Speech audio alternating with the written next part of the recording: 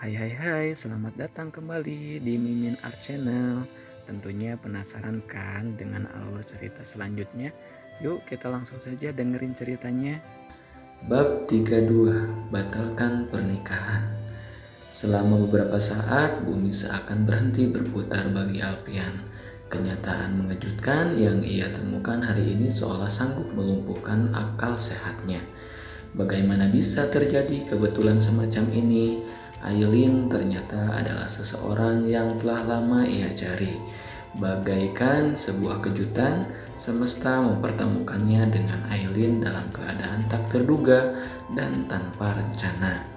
Bahkan kini ia sudah ada anak yang mengikat mereka. Galih membungkukkan badan memunguti berkas yang dijatuhkan Alpian. Membaca ulang deretan huruf yang tertera pada akte kelahiran Aileen demi mencari sesuatu yang membuat Alpian tampak syok. Ada apa sih? Galih menatap Bara demi menemukan sebuah jawaban. Namun, kini Bara pun diam membisu dengan ekspresi wajah tak jauh berbeda dari Alpian. Siapa Bram Sanjaya? Rekan bisnis papa, jawab Alpian. Berulang-ulang menarik napas demi mengurangi sesak di dada.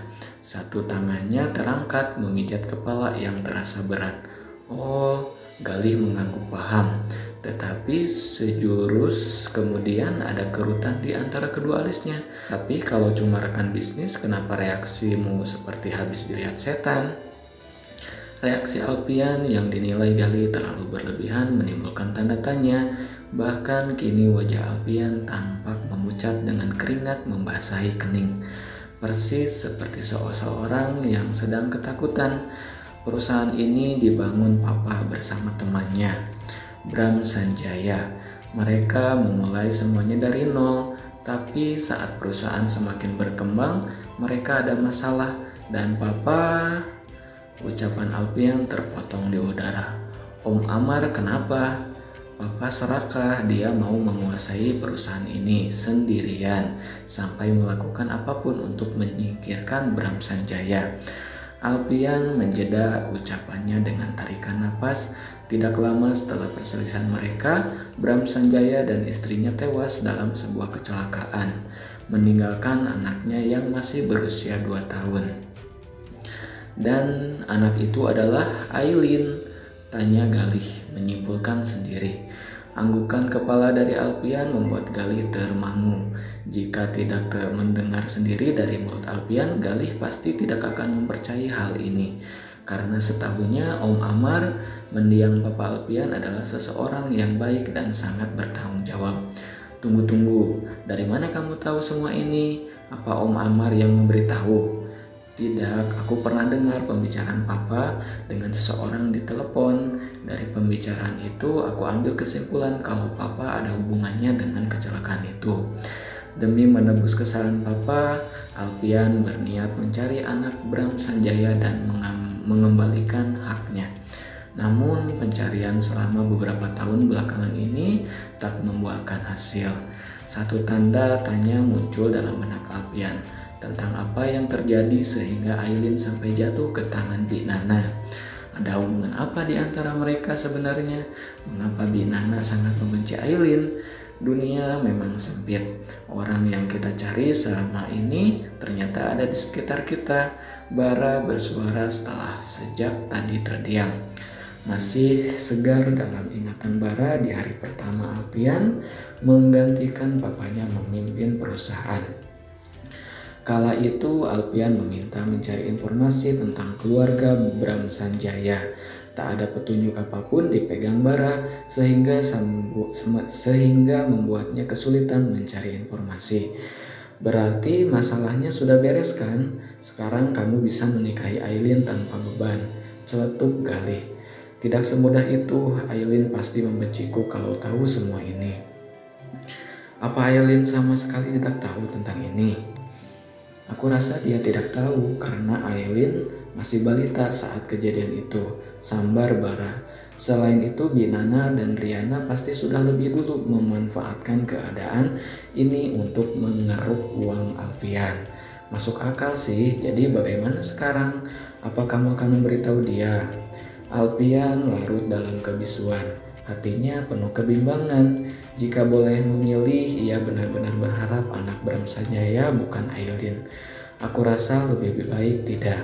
Setidaknya jangan sekarang. Dia pasti akan marah dan mungkin kan membawa Boy pergi bersamanya. Sorot mata Alpian tertuju pada potret bayi kecil yang menghiasi meja kerja. Demi apapun, ia tak akan sanggup jika harus dipisahkan lagi dari putranya. Tapi kalau tahunya belakangan, dia pasti akan lebih kecewa, tambah Galih. Aku tahu, tapi aku tidak mau ambil resiko. Kalau begitu nikahi saja Ailin dulu. Masalah belakangan bisa diatur di ranjang lah, ucap bara frontal. Tawa kecil lepas dari mulutnya. Tak dapat dipungkiri, ranjang adalah tempat penyelesaian perkara bagi sepasang suami istri. Bara yakin dengan teori itu, meskipun ia sendiri belum pernah menikah. Apa-apaan ini? Suara Oma terdengar memekik setelah mendapati beberapa box berisi undangan pernikahan siap edar yang baru dikirim pihak percetakan. Saking kesalnya, wanita renta itu sampai membanting salah satu box hingga isinya berhamburan ke lantai. Beberapa ART pun terlihat bingung dan serba salah. Jika mereka biarkan, Alpian pasti akan sangat marah. Namun, jika mereka merapikan samyonya besar, bisa saja memecat mereka. Cepat singkirkan ini dan bakar semuanya. Ledakan emosi membuat napasnya terengah-engah. Semua masih diam, tak ada yang mau memulai pergerakan. Bahkan kini terlihat saling dorong satu sama lain. Sementara Mama Penny yang melihat mertuanya dalam keadaan marah segera mendekat. Matanya menatap ke arah lantai, di mana kartu undangan berserakan. Ada apa sih, Bu? Lihat ini, ucapnya sambil menunjuk beberapa box. Anak kamu itu pasti sudah tidak waras. Dia benar-benar serius mau menikahi perempuan itu. Mama Penny menarik napas. Untuk sekarang ini ia tak dapat berbuat apa-apa. Kemarahan Alpian padanya karena mengusir Ailin dari rumah sakit belum juga reda. Sampai sekarang Alpian masih enggan bicara dengannya. Bahkan akhir-akhir ini jarang pulang karena malas bertemu sang mama. Alpian sudah dewasa dan sudah tahu mana yang terbaik untuknya. Terbaik, tawa sumbang sang nyonya besar menambah suasana tegang. Apanya yang baik? Mau ditaruh di mana kehormatan keluarga kita kalau sampai Alpian menikahi perempuan malam itu? Tapi Alpian harus bertanggung jawab untuk anaknya, Bu. Lagi pula Ailin bukan perempuan malam, Alpian bilang. Sepertinya kamu juga sudah kena pengaruh perempuan itu ya, potong Oma cepat. Kalau memang Alpian mau tanggung jawab, tidak perlu dengan menikahi perempuan itu. Sebagai ibunya seharusnya kamu bisa menasehati Alpian. Kesal Oma beranjak tanpa permisi. Tidak mudah berpikir jernih saat seseorang sedang dalam masalah besar sejak mengetahui kenyataan tentang siapa Ailin sebenarnya. Alpian jadi banyak diam dan melamun, membayangkan akan seperti apa reaksi wanita itu jika mengetahui keadaan sebenarnya. Aku mau mengalihkan kepemilikan perusahaan atas nama Ailin, ucap Alpian tiba-tiba. Bola mata Galih membeliak mendengar ucapan Alpian, kakinya langsung menekan pedal rem, membuat mobil terhenti mendadak. Hampir saja Alpian terjengkang ke depan, beruntung ada sabuk pengaman yang terpasang pada tubuhnya. Kamu mau memindahkan semuanya atas nama Ailin? Jangan gila, kamu bisa jatuh miskin. Alpian mendesah kesal. Jadi miskin? Tentu saja tidak akan. Selain perusahaan yang dibangun Papa dengan Bram Sanjaya, Alpian masih memiliki perusahaan lain yang bergerak di beberapa bidang. Memberikan satu perusahaan yang sekarang ia kelola tentu saja tidak akan membuatnya bangkrut. Memangnya kenapa? Ailin berhak atas perusahaan itu. Aku tahu, tapi kamu juga punya hak. Apa tidak sebaiknya kamu bagi dua saja? Tawar Galih. Tidak, aku mau perusahaan itu menjadi milik Ailin saja. Oma dan Tante Penny tidak akan setuju. Makanya untuk saat ini jangan sampai mereka tahu, termasuk tentang siapa Ailin sebenarnya. Oke, aku paham. Kesunyian menyambut Alpian saat tiba di apartemen. Ia melepas jas yang membalut tubuhnya dan meletakkan di sofa. Kemudian duduk sambil melepas sepatu dan mengganti dengan sandal rumahan. "Di mana Aileen?" tanyanya ketika melihat Dina keluar dari dapur. "Ada di kamar, sepertinya sudah tidur." "Oh." Alpian langsung beranjak menuju kamar, memutar gagang pintu dan membuka sedikit hingga cukup untuk mengintip ke dalam. Aileen tampak sudah terbaring di ranjang dalam balutan selimut. Perlahan Alpian melangkah masuk. Hal pertama yang dilakukannya adalah menghampiri baby boy yang sedang lelap di box bayi. Dari bibir kecilnya terukis senyum, entah sedang bermimpi apa. "Kenapa pengap sekali di sini?" Ia membuka jas yang membalut tubuhnya, lalu meraih remote dan menyalakan mesin pendingin ruangan. Dalam hitungan menit, udara sekitar menjadi sejuk. Alpian membenamkan ciuman di pipi baby boy sebelum akhirnya berpindah ke tempat tidur. Ketika memandangi wajah polos Aileen, rasanya bersalah menjalar semakin dalam ke hati karena perbuatan papa, sehingga Alpian merasa ikut bertanggung jawab atas semua hal buruk yang menimpa Aileen. "Aku minta maaf," ia berbisik pelan. Entah dorongan dari mana, Alpian membungkukkan badan hendak memandamkan bibirnya di kening. Belum juga mendarat, wanita itu sudah membuka mata. Ia tampak mengerjap beberapa kali. "Ah, hantu gurita!" jeritan Aileen menggema di ruangan itu. Alpian bergerak cepat membungkam mulutnya dengan telapak tangan. "Shh, jangan teriak, kamu bisa membangunkan boy." Mata Aileen membeliak, napasnya memburu dan jantungnya berdegup cepat. "Anda sedang apa di sini?" Ia menarik selimut dan memeluk di dadanya. Kemudian mengubah posisi yang semula berbaring menjadi bersandar di tempat tidur. "Cuma mau lihat boy," ucapnya. Kening mulus Aileen berkerut, tampak bingung. Kalau ingin melihat boy, kenapa malah duduk di tempat tidur? Bukannya boy tidur di box ya? "Boy tidur di sana." Ia menuju ke arah box bayi. Pandangan Alpian mengikuti kemana arah yang ditunjuk Aileen. "Aku tahu, sudah lihat." Alpian meraih tangan Aileen dan menggenggamnya erat. Ia merasakan tangan Aileen yang gemetar disentuh olehnya. "Kenapa tanganmu selalu gemetar dan berkeringat begini?" "Saya baru saja mimpi buruk, makanya gemetar dan berkeringat." "Mimpi tentang apa?" "Aku dengar kamu berteriak hantu gurita. Apa kamu sedang bermimpi dikejar gurita?" "Iya, monster guritanya sangat menyeramkan. Badannya tinggi, kulitnya putih, alisnya tebal, dan ada rambut halus tumbuh di sekitar wajahnya." Alpian menipiskan bibirnya gemas. "Apa kamu sedang menyebutkan ciri-ciriku? Mana ada gurita bewokan?" Baru saja mulut Aileen terbuka untuk memberi sebuah alasan. Sudah terdengar suara keributan yang berasal dari luar. Kamar itu kedap suara, namun pintu kamar yang terbuka setelah membuat suara dari luar terdengar. "Di mana perempuan itu?" Suara teriakan itu terdengar jelas. Alpian mengenali sang pemilik suara. Ya, itu adalah Oma. Alpian langsung bangkit dan berjalan menuju pintu diikuti Aileen di belakang punggungnya. Dina sedang berusaha menahan Oma. "Maaf Nyonya, Nona Aileen sedang istirahat. Saya tidak bisa mengizinkan Anda masuk." "Jangan cari alasan untuk melindungi dia. Cepat panggil wanita itu keluar." "Tapi Nyonya..."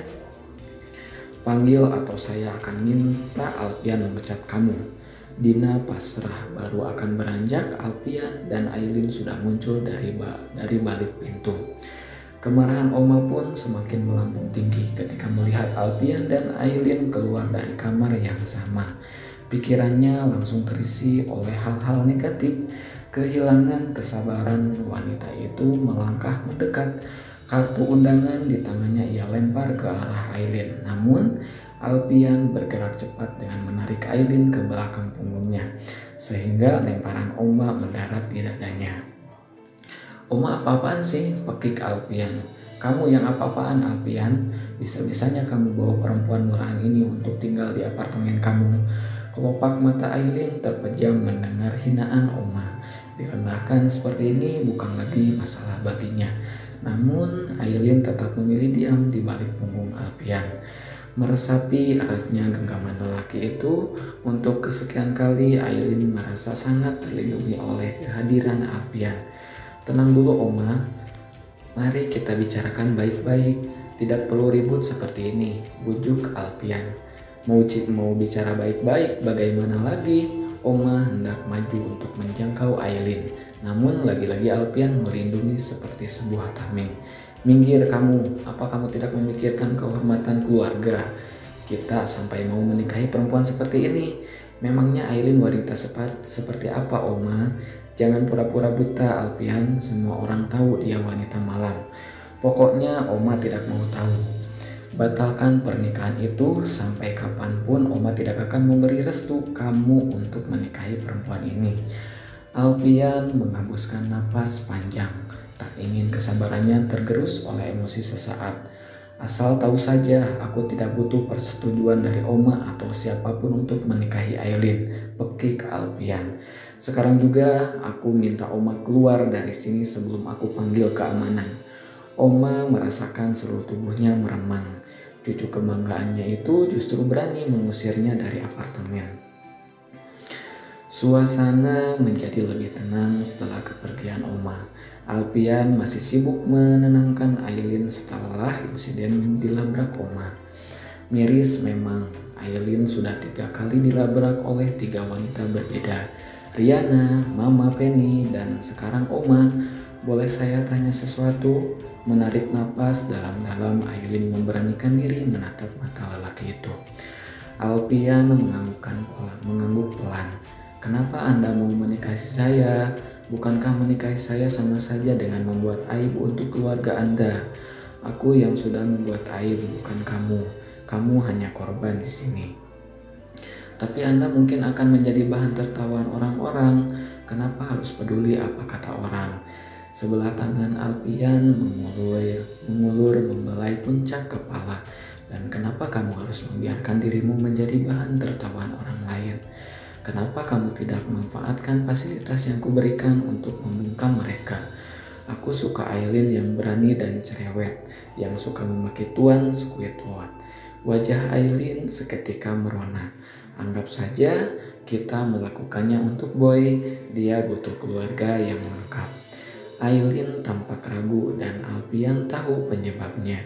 Jangan khawatir, aku janji tidak akan menyentuhmu sebelum diizinkan. Kita akan tidur di kamar yang terpisah, bagaimana? Deal? Pikiran Alpian terbuka setelah teringat ucapan Barat di kantor tadi. Untuk sementara, ia dan Ailin hanya akan duduk bersama dalam satu ikatan atas nama Tuhan. Soal cinta, Alpian percaya bahwa waktu kebersamaan dan ranjang mampu memupuk rasa cinta. Bukankah cinta bisa tumbuh karena terbiasa? Nah, begitu dulu ya bab 32-nya ya, makin seru aja ya alur ceritanya. Ditunggu lagi kakak ya bab 33-nya. Makasih banyak yang selalu stay tune. Bye bye.